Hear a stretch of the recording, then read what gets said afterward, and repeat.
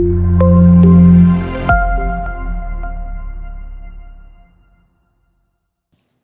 right. Thank you so much. I'm going to share a quick story today. And I guess the reason that I'm here, my background is struggling with anxiety and panic attacks. And for 15 years, I struggled with it. Have made a lot of progress in my personal life, feeling really good. Really, I feel that I've had two different lives. The life with panic attacks, anxiety, and then the life without. Functional, goal-oriented, progressing in life. But it's funny, is 2 weeks ago, I was flying back from a vacation, and I'm doing the transfer from China to Vancouver.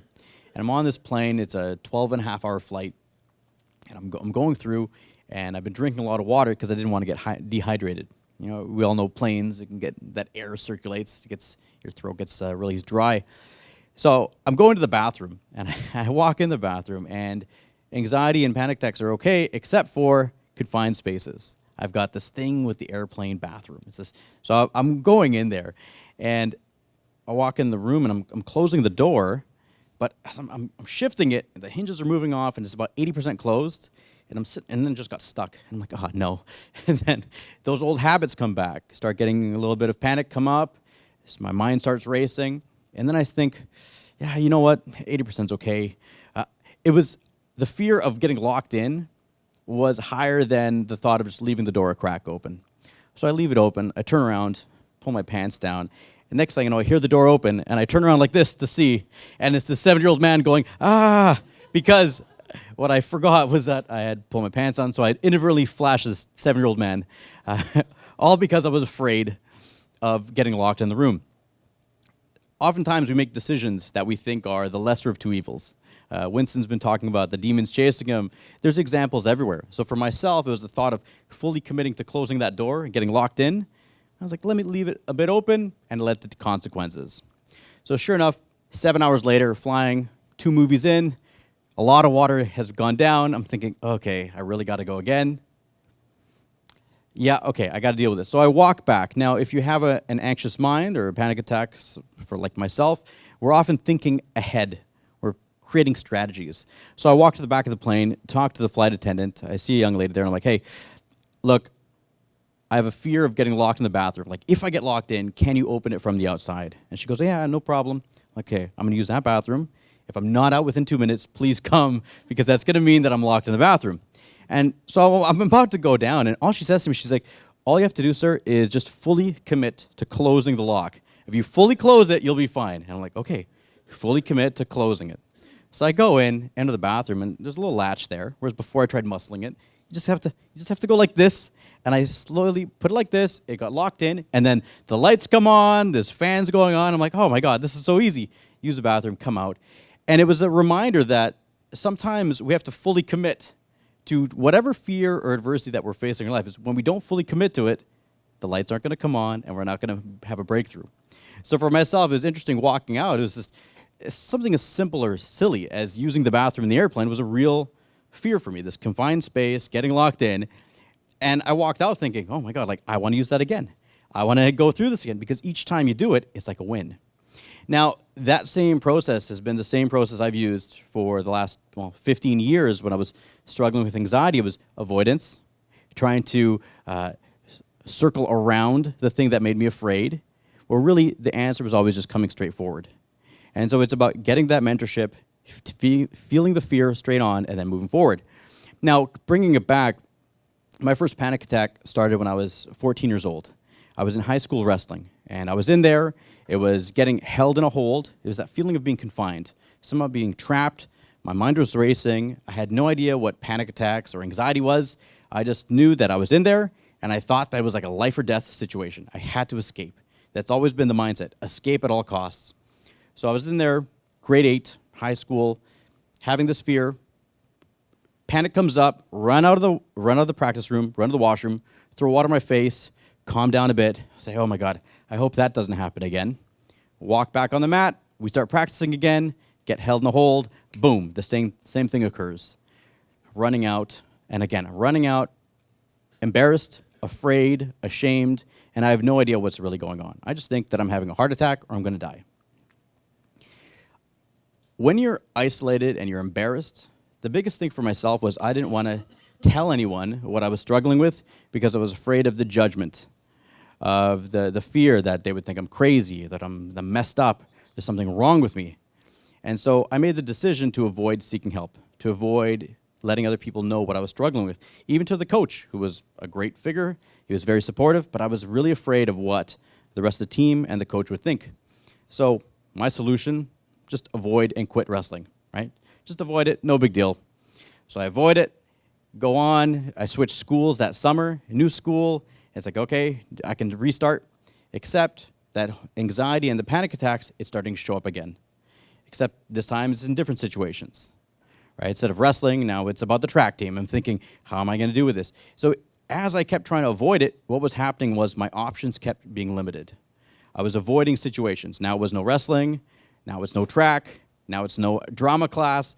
All my options start getting lowered and I get boxed in. The one thing that's constant was this fear of thinking, am I good enough? Can I do this? And so when I kept running, it kept impacting my life. My options get less, but also my confidence of what I could possibly do. Winston mentioned it earlier that he had this thought that he can do anything he wants. It's the same thing. When you're living in a state of constant anxiety and panic attacks, your options become limited and you start settling, thinking, what can I do instead of what do I want to do? That's a big distinction. So for 15 years, I was struggling and avoiding these panic attacks, avoided telling my friends, I didn't tell my family. They would see examples. I would go out to a party in high school, and all of a sudden, there'd be too many people in the room. I'd get anxious and just run out. I'd leave, and then you'd have to deal with the consequences. People the next day, hey, what happened to you? And you'd have to fabricate a story. Oh, I had to go meet up with some other friends. Oh, I had to leave. It's always creating these stories because for myself, I was afraid that if people knew what was really going on, that they would judge me, that they would reject me. So it was this constant pressure of you have all these different storylines going on in your head. And through that, a lot of times, just to survive, we have to create mechanisms or certain ways to protect and get through our day. I call it survival. And as we were doing this, I started creating this armor. And the armor was, if I was afraid and someone would say, how are you feeling? I was great. I was fine. I was always looking for adventure, trying to take it on. And what happened was, it was just compensation. Building this fake armor. Now, did it help me get through the days? Yes, but it cost me authentic connections because people were not able to see who the real me was. Going through this life of avoidance, of running from the problems, of trying to circumvent, again, the cost was missed opportunities, which led to a number of regrets, but also, as you keep running, you develop a habit, you develop a pattern, your self-confidence goes down, and it culminated after 2010. I was laid off from my job. I was working in finance, so 15 years of avoided opportunities, of panic attacks, of anxiety, of constantly questioning, and the nights of not being able to sleep, staying up, the ruminating mind. It built up. I laid off from my job, and when I was laid off from my job, I thought I lost my identity.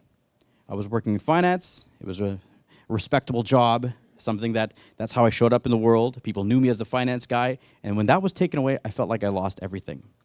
So the panic attacks became very common. Instead of being a few times a week, it was happening multiple times a day. Anxiety, I was in a constant anxious state because I was looking around. My friends, my colleagues were all advancing in their life, and I felt like I was struggling. Here I was, 30 years old, unemployed, no idea where I was going to go with my life. I felt like I was a loser, and everyone else having these amazing lives. Again, comparison can be a very slippery slope to encounter. Job layoff, it built up, and then it hit to a point where I started getting depressed, and I started to have suicidal thoughts. Because what was going through my mind was, here I am, 30. If I live to 75, I can't deal with this for another 45 years. Right? And that's where it really got to a dark place. I ended up going to the doctor, and it was my general practitioner. He had sent me to the hospital. So I showed up at Burnaby General Mental Hospital, and that was the darkest day of my life for all the reasons. Unemployed, no idea of the future, and I'm sitting there looking at that front entrance of the mental hospital. And I don't know if you've ever been there, but hopefully you haven't, but if you have, you walk in, and it's all one-way doors. And for me, that was the biggest thing that got me. It's like, you think I'm going to hurt somebody? Like I can't just walk in. It's something like that that really, it made an impact on me. But even walking in, I remember sitting there, and those first 10 steps were the darkest steps of my life, because I was just thinking, how did I end up here? What did I do wrong to end up at the mental hospital? Right? How have I been cursed? All these thoughts running through my mind, plus thinking, okay, well, now I'm definitely damaged goods.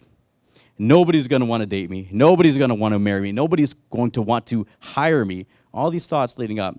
And it was those first 5 steps were the darkest steps of my life. But then it shifted. And I thought, I'm finally getting help. I'm finally going to get on a program. I'm finally going to make some changes in my life. And my life changed in an instant. And your life can too. Wherever you are, it's all about looking at the situation. What are you seeing? Are you seeing darkness and despair? Or are you looking at hope? Because when you're in that moment, hope is all you can have. And so looking for role models, trying to see who's out there. So I entered into a stress management program, made a number of lifestyle changes, and that led to launching a blog. And the blog is the same, it's now morphed into my business. It's Level Up Living. It's all about taking your life to the next level. But the real tenets to this was, one, understanding that you're not alone. We all struggle. That's the one thing that unifies us. And as much as it can be tempting to go on Facebook and see everyone having these amazing lives and think that you're not enough, everybody has struggles. That's what unites us. And so when we can see that, it's like, okay, you're struggling, I'm struggling too. Great, let's get through this together. That was one. But then 2 was on my program, I entered into martial arts for the first time. I was so excited because it was like I was getting into my wrestling days all over again. I was excited, go to wrestling. That dream got cut short because of panic attacks. Now it was martial arts, and that was my opportunity. So I'm all excited. I'd signed up for 6 months, showed up in the second class, and all of a sudden, it's in this tight space. I started getting claustrophobic.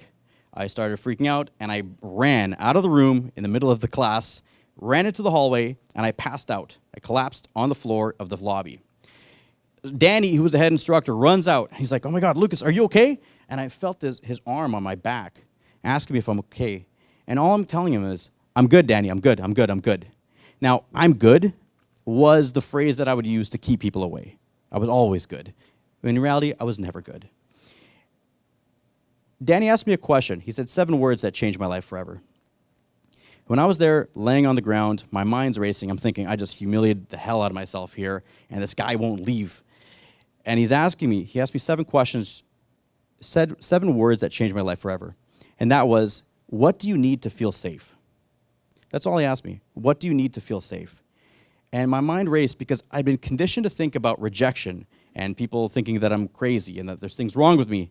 And for someone who's a relative stranger to just come up and ask, what do you need to feel safe? It changed my entire world. Because I realized that there are people that care, and the world is actually kind, and people are excited to help you up. So from that moment, we had a chat, and he's like, look, I want you to come back. I want to help you through this. Just tell me to come in here every day, and we'll build it up. And for the next 3 years, I attended class regularly. I would face the fears head on. And with Danny's support, we built up, and I would expose myself to the fear, to the anxiety triggers, to the panic symptoms, and feel that, oh, okay, this is coming up, and we can move past it. And it's been that same pattern from the bathroom, face the fear, the attendant saying just go all the way and lock it in, and you're going to be good, to Danny coming up and showing that human kindness and connection and being there and saying, let's get through this together. There's really just a few steps that I want to share for any fear, because we all have fears that we're going to be encountering to achieve our best life. First, it's face yourself, because you have to face yourself and admit to yourself that, yes, I am struggling. Avoidance, denial, it's not going to get you anywhere. It's going to show up in other ways. First, face yourself. 2, it's take ownership. There's nobody else that's going to help you except you. This is you. You have to commit to this and make it happen. 3, find a mentor. The struggle that you're going through, other people have been through it and have got out of it. They can help you. It's the fast track to get the results you want. 4, it's take courageous actions daily. Courage is taking action in the face of uncertainty. You're not going to know the outcome, but take it, get started, moving forward. And 5, think about your future vision of yourself. Your future vision is going to thank you the day right now as you start taking these actions, because your dream life is going to start with you taking those courageous first steps, admitting to yourself, and making it happen. So with that, you have greatness inside of you. I'm excited. Take those steps on. Live your dream life.